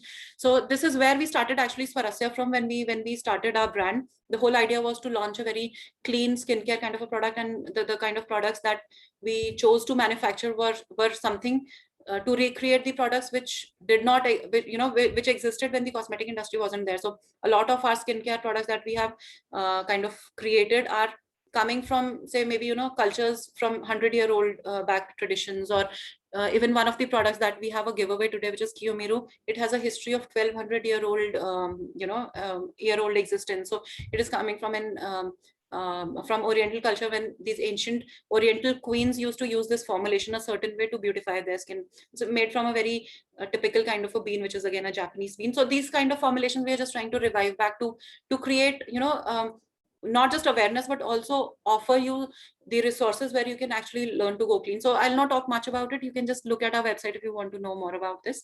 Next slide, please. Okay, so the third sub-dimension of body work is movement and flow. Movement and flow, as I talked about earlier, it is not just about exercise. What does movement and flow mean for your body? So very simply, if you look at yoga, if you look at gymming is all about building muscle. It is about one specific kind of a movement. Like when you're moving a muscle, you're just moving in one form. Like if you're working on a treadmill, you just keep walking and walking and walking. Or if you're building your muscle, you're just lifting weight, lifting. It's all about that. Contrary to that, if you look at yoga, it is about movement everywhere. Maybe you're not lifting yourself initially because it takes time to build that strength, but you are moving up, down, left, right, your body parts going in directions which you cannot even think of. What is it that doing? When it's something like wringing of a cloth. So just imagine you have a wet cloth, and that wet, if you have to drain out water out of that cloth, what you will do? You will wring that cloth, right? So what that wringing will do, it will stimulate, or it will just compress everything inside to take out the liquids which that cloth is holding. Very simply, from the beauty and detoxification perspective, this is what yoga is doing. And that's why yoga is any day my first preference. Even so, a lot of people want to choose a lot of different exercising modalities, and completely okay. I mean, what resonates to you. But what I have practiced, experienced, and learned over years, and what brought changes to me over years, was this ringing activity, doing yoga from all perspectives. Like if I have to ring my wrist, I will do certain practices that help me go anti-force for my wrist. If I have to, kind of open the channels for my neck, I will do certain postures which will just, go anti the natural flow of my neck. And that's how you go beyond your boundaries in terms of moving your body. So precisely what movement and flow will do to your body, it will detoxify your body. It will stimulate your organs. It will create compression inside the body. Because of that compression, whatever toxins you're holding will be compressed, something like a wringing towel, and will start to kind of, break inside the body and start to get pushed out of the body. That's where internal channels are getting freed up. That is where your prana is flowing freely. That is where your blood is circulating very openly and freely to all parts of the body and to the cells. And that's where you are at the very deepest level of the pranic level. You're creating your beauty from inside. So it opens up the pranic channels. It oxygenates your body. Oxygenation, as I told you, breathing is the very first foremost tool for your beauty. If you are a fitness freak, if you are a foodie, keep those priorities secondary. Invest in breathing. That will go a long way in making you ageless. And then the last one is it soothes your mind. I will talk in the next slide how mind makes a difference to your beauty. Next slide, please. Okay, so the third dimension at Swarasya for beauty is emotions. Emotions from the Ayurveda perspective, how does it resonate with our beauty? Emotions creates the second and third layer of beauty that we talked of. What, the definition of beauty from the Ayurveda perspective is, it's gunam and it's vayasyag. So gunam is your inner beauty. So just to give you an example, just imagine yourself, like this is a very practical scenario. All of us face this. when you are happy, you glow from the inside automatically. Even if you're not, even if you did not had the bestest of food, still there is something very attractive and radiant about you when you are happy. Or if okay, so happiness may be a one-time instance for you. Just imagine somebody in your circle who is a very happy person, very happy-go-lucky person, who does not stress much about things, who doesn't, anger does not touch that person at all. That person is very joyous and just keeps flowing with the flow, doesn't take much of tension, and just is happy. You will see a different kind of attraction for that person. And this person most often, most probably, will have a very luminous kind of a skin, radiant kind of a skin. This is the kind of beauty that is getting fueled from within. This, and this angle you cannot see. You cannot see emotions, you cannot see the gunam perspective or the inner layer, or you cannot see the everlasting aspect of beauty. But how you can realize it is by sensing that something is exceptional about this person. What is it exceptional that this person carries? Is at the inner level, this person is a very positive, cheerful, happy, joyous kind of a person, and has a very balanced kind of emotions, which is creating balance at the nervous system level. This is a deeper concept. I'll talk of it when we come to energy. But as of now, just try to grasp the concept that if you're a happy person, if you are a very happy-go-lucky kind of a personality, you don't take tensions too much, or you have learned how to deal with your stress. You have taken control of your aging. Nothing ages you more than stress. So, okay, the concept that I'm talking of here is, I guess it's here only. This is a small concept. I would really want you all to understand this concept, because this is a small difference that bridges the gap between your mind and how you look on the outside. So, autonomous nervous system creates hormonal imbalances. How does that happen? We have in our body, our nervous system is the communication mechanism inside the body, right? So it passes on all those signals from our senses to the organs. What are the organs supposed to do? Do we have control on our digestion? How much time the food that I have consumed will take to digest? Do I have a control on that? I do not have it. If I'm breathing, from the breathing perspective, still I have certain control, because I have control on ensuring that at what depth am I breathing. But do I have a control on my liver? Can I tell my liver, I have today consumed this much of a toxicity from my foods, or I did apply my best product on the skin which had these many chemicals, now I direct you to just clean me? Can you do that? You cannot do that. Your body works on at something called central nervous system, part of which is autonomous nervous system, which works on its own, which is us. I would also say which is beyond our senses. Like whatever we see, hear, smell, this is beyond that. We just cannot do anything about it. But we can support this system through our practices, through our daily activities, through our lifestyle, to make certain balances inside the body. How does this work? Supposedly you are a very stressed kind of a personality. Okay, stress kind of a personality, and it could be any kind of stress. I'm not saying it is a professional stress, it is a personal stress, it is a family stress, it is education stress, whatever stress. Like all of us go through some specific kind of a stress. If you are a stressed person for whatever reason, immediately your body shifts mode. It is an autonomic activity. We do not even realize it's happening. What happens is sorry, our body cannot let us live in a state of stress. So immediately, as body senses that we are in a state of stress, it immediately starts to bring about certain chemical changes inside our body to make sure that we come back to balance and get rid of stress as easy as possible. As a part of that activity, your autonomous nervous system, one part of which is sympathetic nervous system, will start to produce certain hormones and chemicals which are meant to deal with that specific stress that you have. Like for example, if you if you have a snake in front of you, like we all are sitting and listening to this session, but by any chance if you realize that okay, there's a snake sitting in front of you, what would be your first instinct? Your first instinct would be, let that session go to hell. The very first thing that I need to do is run away. Up till 5 minutes back, you did not had any instinct to run away. You did not have that energy. You were very peaceful and calm. What changed in those 5 minutes that made you run, or gave you that much of a rush of energy that you run? That is because your system sensed danger and your system was under stress, because of which your system created certain series of hormones. And these hormones, what they do is they shut down some important parts of your body from functioning well. Like if you are under a state of stress, sorry, your the very first system that will shut down is the digestive system. And you can relate to this if you are constantly in a state of stress, or anybody who has this constant tendency of being into lows or depressed. They do not have a very good digestion power. They always feel that gastric grumbling feeling inside the stomach, or very heaviness in the stomach. Why? Because you are eating, but because of stress, those chemicals are getting released, and these chemicals have shut down their work is to shut down the digestive system. They did shut down the digestive system because digestion is not working fine.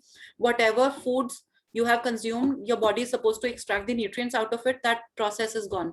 Because that process is gone, that food is just sitting in your system. Your blood is becoming toxic because that food is stuck in your system. It is producing, it's kind of purating from inside, and ultimately sorry, it's getting it's kind of getting not getting out of the body, and bacteria are just proliferating on top of that toxicity. Now this is the kind of input that your blood is getting, because all what is circulating inside ultimately is getting absorbed by your small intestine. Your blood becomes toxic, cells do not receive their nutrition. Over years, it starts with small little problems: cough, cold, sinus, small little nagging problems, like aches and pains here and there. You don't feel at the best of your capacity. Over time, you start to see my skin has started to get bad. Over time, you see my hair starts to fall down, my weight starts to go upside down. So it starts with that small thought, and if that small thought becomes your regular friend, ultimately those hormones which changed inside the body ultimately become a regular part of you, which means on a permanent basis, your digestive system is shut down. Now you consume the bestest of foods, that processing unit is not working. That is not going to make any difference to your health. And that's where emotions are important, because foods, body work does make a difference, but your emotions is a bigger force when it comes to your beauty. Then what this system further does is it stops the flow of nutrients to your skin. So our body, from the nature's perspective, works on the function of on the aspect of survival. Our body always tries to make us survive, even if it means it has to give up on certain specific body functionalities. For example, if you're so if these the hormones that I'm talking about, these hormones specifically are released from your adrenal, something like a cortisol or your adrenaline, too much rush of adrenaline. What this will do is, because of the release of these hormones or chemicals, your digestion, because it is not functioning fine, and what these hormones are also doing is they are redirecting the flow of those that energy in a different direction. Now this entire energy is directly moving on towards your cells without doing the process of digestion to give you immediate energy to take an action, right? So when you saw that snake and when you ran away, you got immediate energy, which this energy you did not had about, say, 2 to 3 minutes back. That energy, that rush of energy that you got, was why? Because some of the processes the body had skipped to give you instant energy. Body considers skin as the last resort when it comes to its priority from the survival perspective. The very first priority for the body from the survival perspective will always be to give you enough energy to be surviving at all times. So if you're in a constant state of stress, if your emotions are not right, sorry, ultimately the flow of nutrients, even if you're consuming the bestest of foods, will not reach your skin or your hair, because the internal channels have changed. You cannot do anything about it because you do not have direct control on these channels. How do you take control of these channels? By soothing yourself down, by taking control of your emotions. As your emotions come back to control, there's something called, opposite to sympathetic nervous system, parasympathetic nervous system takes control. This parasympathetic nervous system, from the yogic perspective, it's a deep-rooted secret from the yogic perspective, is the key to give you that everlasting beauty, because parasympathetic nervous system is all about your beauty. It's about your health, it's about your wellness, it's about your beauty, because that's where your body is completely free flowing from inside. So ultimately what it means, and it culminates to the idea that taking control of your emotions is very important when you talk of beauty. Over years, I do understand it happens with all of us. It's very easy said than done, but still, making emotions as a priority, being aware of our own self, being, knowing what doesn't work for me, what upsets me, what doesn't upset me, and taking control of your behavior and attitude. Okay, certain things upset me, but I consciously tell myself or take a decision. In yoga, we call it sankalp, which is your promise to yourself. Come whatever, I am not going to get stressed, or I'm not going to be angry on certain things. I will maintain my calm. That is where the beginning of where you start to take control of your emotions. At the physical level, how these emotions convert into to toxic elements that impact your beauty. Emotions, because of the release from the adrenals over time, continuously, if not taken control, create acidic body environment, and this acidic body environment ultimately creates inflammation inside the body. Now, acne is an inflammatory skin condition. Rosacea, psoriasis, eczema are all inflammatory skin conditions. Your falling of hair majorly happens because of too much of a pitta inside your body, which is too much of heat inside the body, which is again a state of inflammation. Is nothing but too much of heat inside the body. Too much of heat from the medical perspective is called inflammation, right? Next slide, please. Okay, so how do you take control of emotions? Some of the practices that I have practiced on myself over time as I came to know of these concepts, and I made it a priority that okay, emotional health is first, foods, exercise is secondary. The focus shifted from a lot of physical, from the doing mode to being mode, rather, I would say. So how you can take control of your emotions, that's certain things that worked for me, and that this is what I keep guiding others also. The very first thing, your emotions are in traditional Chinese medicine, there is a direct connect between your organs and emotions. Just to give you an example, if you are a very angry kind of a person, your liver will ultimately get impacted. And if your liver by your food choices is clogged, ultimately you will become an angry person. So every emotion has some kind of a direct connect with a specific kind of organ, both in a positive sense and in a negative sense. Like emotion of sadness. Emotion of sadness will make your lungs contract. So if you're constantly very sulking and a sad kind of a person, over time you will see the lung capacity goes low, your breathing goes low. And other way around is also true. If you're breathing by any chance through your foods, or if you're asthmatic, or for whatever reason your breathing is not right and that functionality goes low, ultimately you will realize that that sadness or that low feeling ultimately will start to happen to you.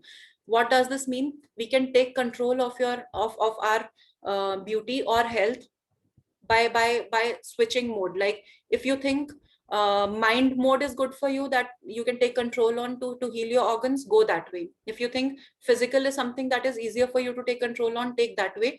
The whole idea is keep that organ in right functional condition, because organ is impacted both by emotions and by physicality. If you take control of your emotions, ultimately some changes will start to happen to your organ functioning. And if you take control physically of your organs, some changes will start to happen to your emotions as well. So these two are very deeply connected. It's a deep rooted science. We will be conducting further workshops on these deep rooted concepts also individually, but as of now, I guess considering time considerations, I'll just wind up this concept here.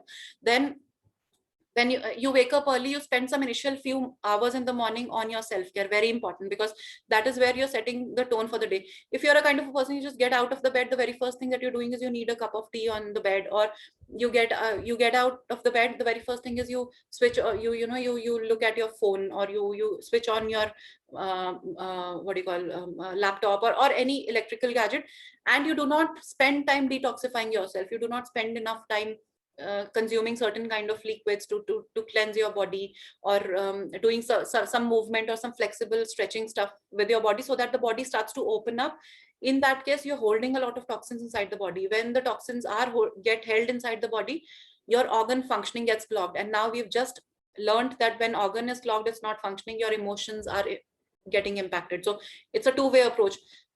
For me, what personally worked, if I talk of my experience, I took hold of the body path, and automatically I realized my mind changed, my emotions changed completely. Okay. It sounds quite superficial. I mean, it's not very easy to relate to it, but I have gone through that transformation myself. I can completely vouch for it. The moment you take control of your physicality, emotions and mind will change. If you take control of your mind, physical body will change. It does happen. It is a long-term process. It is not a quick fix. It is not going to happen in a day. It is a lot of discipline, sankalpa, or self promise to yourself. But if you keep going, ultimately someday definitely it changes. Then practice deep breathing, which is a third aspect. Now, I don't know if you know of this concept. We just talked of beauty tool, most powerful beauty tool. It is your breath, right? How breathing makes a difference to your emotions and your beauty. in your body, if you are a diaphragmic breather, if you're breathing through your stomach, uh, diaphragmic breathing is a scientific yogic tool to fade away the stress. So from okay, it manifests into beauty a little later by the time you realize it. But initially, what is going to happen is when you practice deep breathing practices, ultimately, and deep breathing, when you're inhaling and making your stomach go up and down, ultimately it is balancing your sympathetic nervous system and parasympathetic nervous system. And we've just learned, when your sympathetic and parasympathetic nervous systems are balanced, your body is not releasing those hormones which spoils your beauty. So deep breathing practice, at any point in time, if you are stressed for whatever reason, you don't know what to do, the very first thing that you need to adapt is spare out 5 minutes out of the situation. Something that is making you angry, something that you are losing control, or something that you do not have control on, something you're getting very stressed about. Just take out 5 minutes, if not 5 minutes, just 2 minutes. Get into a zone or a room or a space where it is just you, focusing on your breath, making sure that your breath is going in through, till your stomach and coming out diaphragmically. Immediately you will be relaxed. Your both the nervous systems coming into balance. As the nervous systems come into balance, parasympathetic nervous system taking control, automatically the flow of nutrients reaching your cells, that is where the skin is getting its nutrition, hair is getting its nutrition, and you're delaying the aging process. And the last of all, but not the least of all, it's meditation is doing the same thing. So through breathing, you are reaching a stage where you're learning to be in a state of stillness for a very long time. Stillness is a state of being and not doing. State of being is super powerful. Like we have just forgotten to be, to not just do anything, just be with ourselves. We cannot. A lot of people are very anxious about just being with themselves. They want to do some activity, something at every point in time. So when you are into that activity mode, what happens is any kind of activity is a stress for your body, because you need energy to do any activity, right? So even if it is like picking up a glass of water, that is a stress for your body, because somewhere your senses are sensing that, okay, my hands have to move and pick up that glass. That signal passing in itself is too much of a some level of stress. With that level of stress, ultimately it's kind of giving rise to your sympathetic nervous system going up, ultimately leading to a series of those chemical releases, leading to again that flow of nutrients not reaching your cells, because your blood has changed the direction.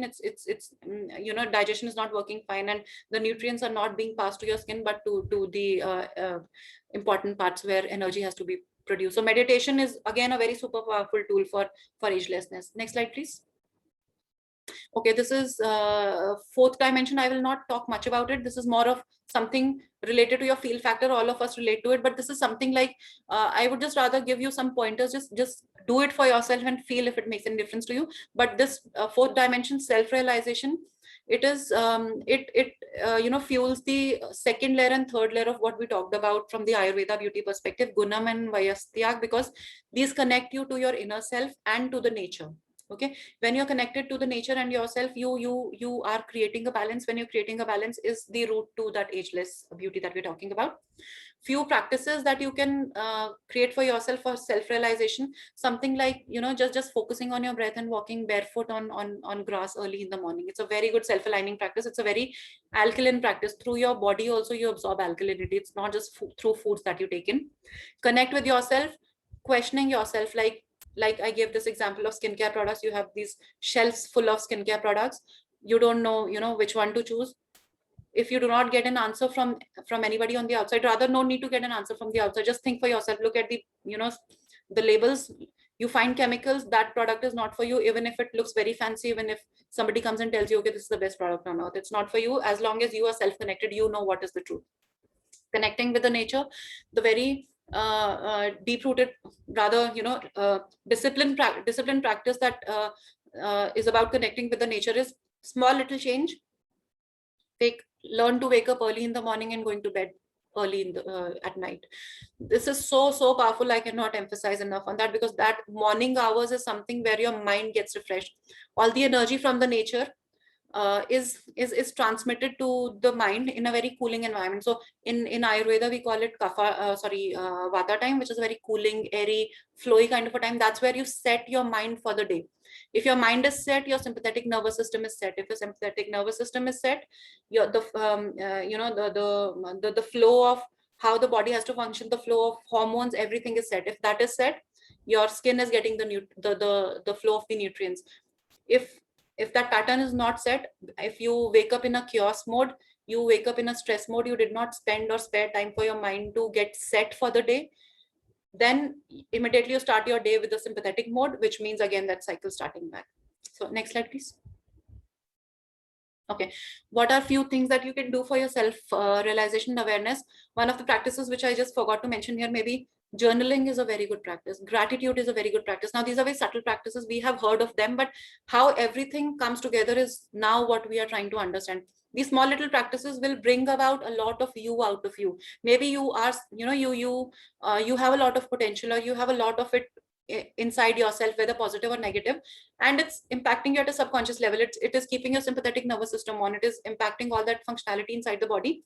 Ultimately, you ultimately you become disconnected. Somebody who's depressed is disconnected with himself or herself. He or she does not just know how good they are meant to feel, because they just don't know how to make that connect. Few of the practices that help you, journaling is a very good practice. Something like writing a page of diary at night, just observing yourself. What did you do? And it could be about anything. You want to make note of one single aspect of you. What did I eat today? And then analyzing, okay, I ate these things, these many chemicals I ate. Then you become self-aware. Then you know, okay, this is what I'm doing, which you may not focus on otherwise. Then spending time in nature, definitely, since we live in urban areas, not very easy to spend time in nature. But if you have any parks around, do make sure that rather than going to a mall, spend some time in the parks, be in the nature, be with the plants. They teach you a lot. Just be very observant, just feel how they feel, like that coolness in the park, and that heat environment in a polluted environment. You immediately feel the change. Walk on barefoot on grass, be under morning sun to get your hormones activated. So this vitamin D deficiency, we know it's sun related, but it wasn't there a few years back. It did not happen to our previous generations at all. Of course, it is to do a lot to do with your beauty also, because depleting vitamin D also impacts your calcium reserves, and when your calcium reserves are depleting, it directly impacts your hair. So in modern science, we may talk of only calcium, but in Ayurveda, hair is a byproduct of your bones. So if your bones have ample and excess, they will give ample and excess for your hair growth. If your bone is depleting, your hair quality will start to deplete, and you will start to lose out hair. So for strengthening hair, for good quality hair, it is very important that your bones are full of calcium. And calcium gets the cofactor with calcium that works together is vitamin D.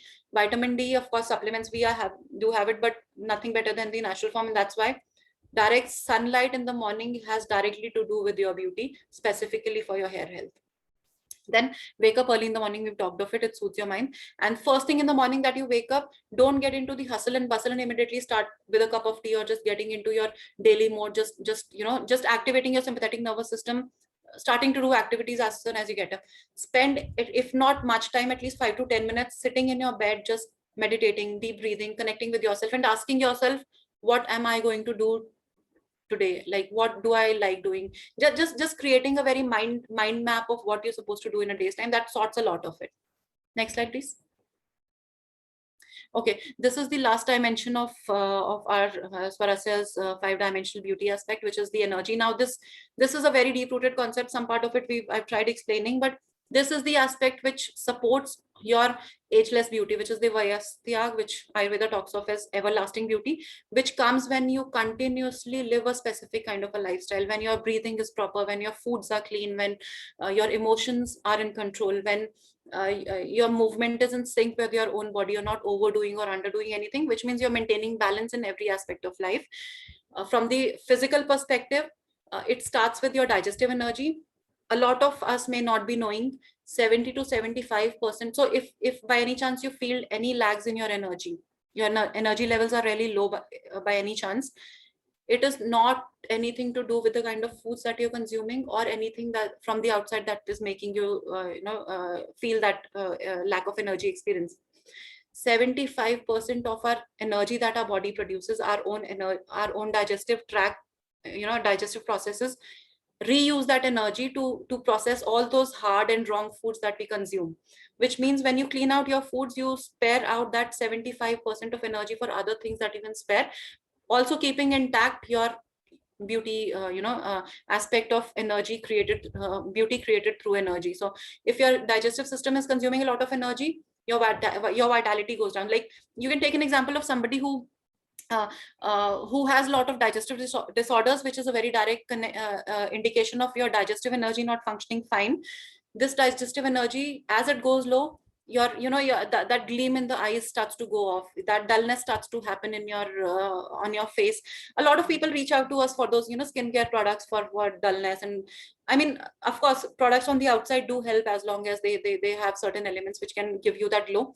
But if you're looking for that everlasting glow, even if you're without makeup and you just look very radiant all the times, it is way deeper. It's to do with the kind of foods that you're consuming, how much load are you putting on your energy, on your digestive system, how much energy your digestion is consuming to process those wrong foods which you are not even aware of. Ultimately, even if it is the best food, even if it is the best salad, if there is a load on the on digestion, that salad is not going to give you good skin or right weight or good hair. So you have to really learn the techniques of how to go ahead, making that energy get free at the digestion level. We will be, of course, conducting some workshops around this concept also.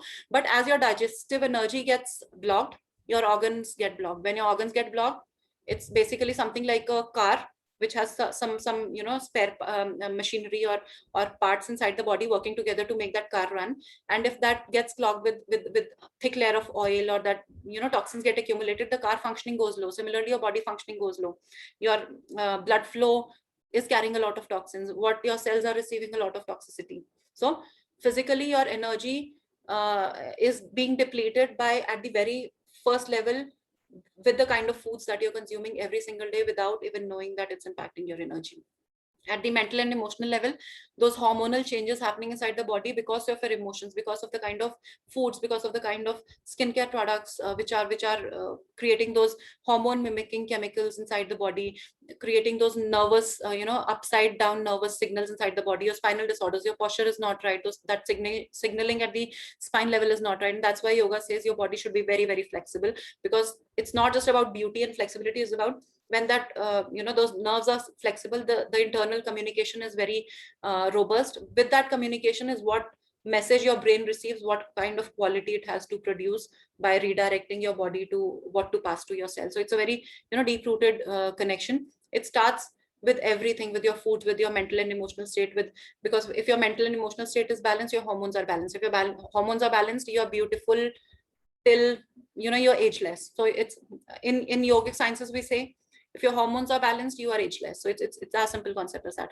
And spiritually, when you are connected to your own energy, this, as I said, this is more of a self connect, feel good thing that you should be knowing. Somebody comes and tells you this is the best food on earth, this is the best practice for you, you consume a lot of proteins because that will build your muscle. And if that does not make you feel good at the deeper level, it is not for you. Even if it is proven by science or research, it is not doing good to you, because your body is telling you it is not working for me. And if your body will not speak, it will tell you what it is feeling. So that aspect of feeling, which we do not ever think about or keep put focus on at all, is the spiritual side. It is not the religious side. It's basically your connect with your own self, understanding, knowing what your body is telling you, and you connect with the nature. How, when I wake up in the morning, how do I feel? When I go to sleep at night, how do I feel? Do I wake up fresh? All these aspects is a part of spirituality. Okay, next slide, please. Okay, how do you work on your energy? As we said, it's a 4-step process. When you talk of energy, it happens at 4 different levels: physical, mental, emotional, and spiritual level. At the physical level, the very first thing that you're supposed to do is work on your digestion. Come whatever be the scenario. If your digestion is not right, you cannot create ageless beauty. You can go ahead with any kind of expensive skin treatments, any kind of best skincare product. It is not going to make a difference at all if your digestion is not right. So beauty begins with digestion. Improve upon your digestion, automatically will see your energy levels, your pranic force will get a boost. It will get improved. You will start to feel in your feelings. I mean, nobody will come and tell you that things change. You yourself will change when you have better energy. You feel good automatically. Things are changing. That is why you're feeling good. Then work on opening block channels. Now, my approach of opening block channels has been yoga. I mean, I completely vouch for it. Why? Because as I told you, the concept, it's about wringing your body in all directions, moving body in all directions to kind of create compression to let those toxins break inside the body. What this will do is block channels at the physical level happen at all parts of the body. Like if you are constipated, if you have high blood sugar levels, if you are prone to mucus, if you have gastric issues, if you have negative emotions, all these clog your body at different channels, at different levels of different channels inside the body.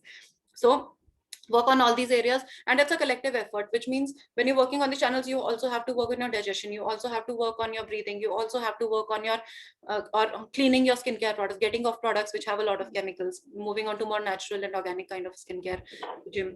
Then yoga goes a long way in cleaning you and opening those channels, because again, because of the concept of working on all these clogged areas and creating that synergy inside the body of breath and movement.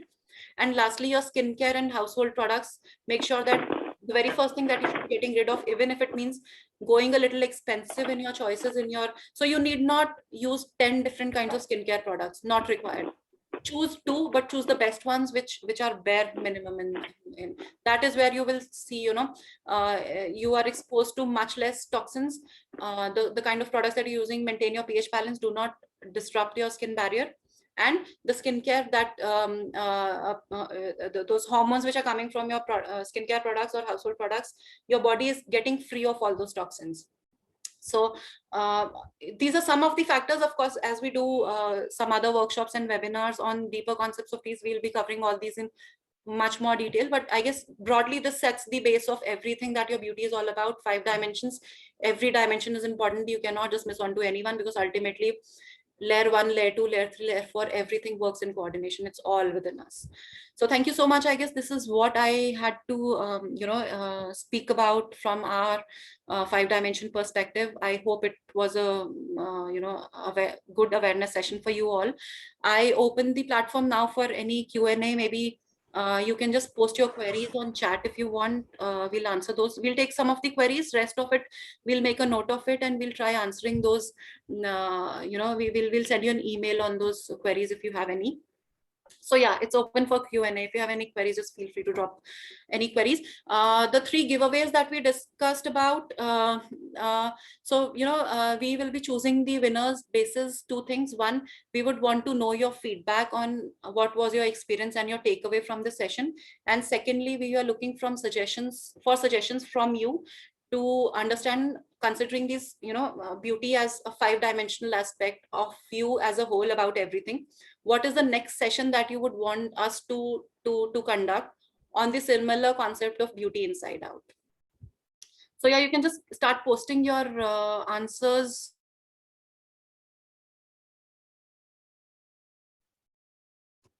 We will be picking 3 best answers as for our giveaway, and yeah, so we can wind up the session then. So just feel free to write your answers. My first question is, what are your takeaways from this session? What was your experience? How did you like it? Just post it on the chat itself. Post your answers on the chat itself.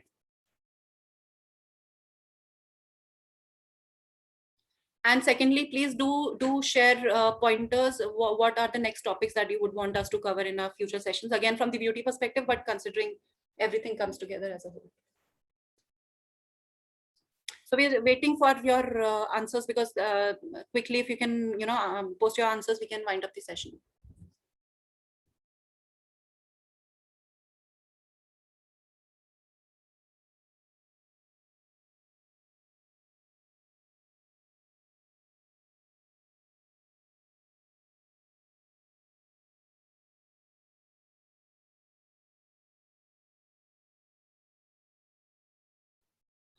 Any more answers from anybody?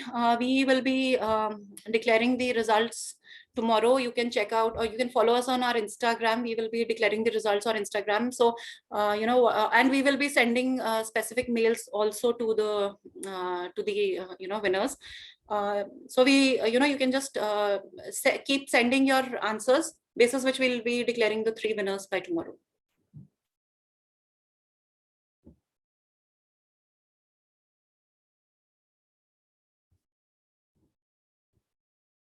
So any other answers, or I think we are good to wind up the session if there's nothing coming. Okay.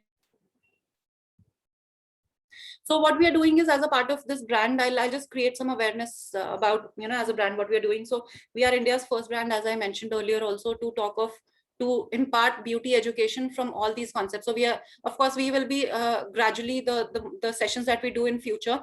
There's a lot coming in, which would be in different content formats. It would be Insta lives that we would be doing, a lot of podcasts on different concepts of beauty that we'd be doing, a lot of blogs, videos we are in the process of creating, and a lot of collaborations with the experts, wellness experts who look at beauty from a holistic perspective from all angles. So we will be inviting experts to come and share their experiences. So that's where we broaden our approach to beauty. So I would highly recommend you all, if you really like this session, just be a part of our community. You can like us on Instagram, or you can follow us on Facebook, because these are the platforms where gradually we will be starting to put a lot of content and invite experts also, some real good experts. I mean, very different perceptions of beauty, because being into this field for quite many years, the approach that we have devised is coming from knowledge and experience from various different experts, listening to various different experts, understanding the deep-rooted concept. That's where we've come up with this concept.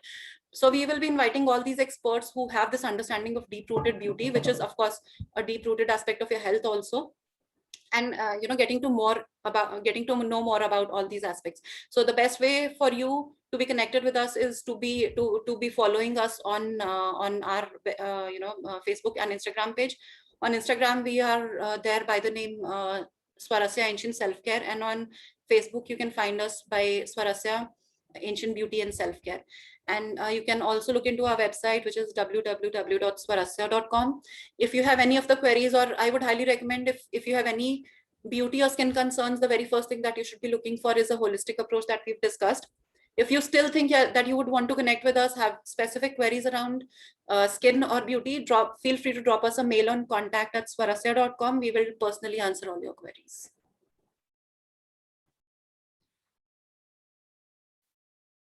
Right, so I guess, yeah, we are good. Just keep watching our Instagram page. We will be declaring the winners tomorrow, and whosoever the winner is, you can just drop us your details on Instagram. You can just message us on Instagram, and we'll be dispatching your giveaways. So yeah, that's all from my side, and I guess we are good to wind up the session. Thank you so much for joining, and looking forward for good, more lovely sessions with you all. Hoping to see you there in our next sessions as well. Thank you so much. Thank you.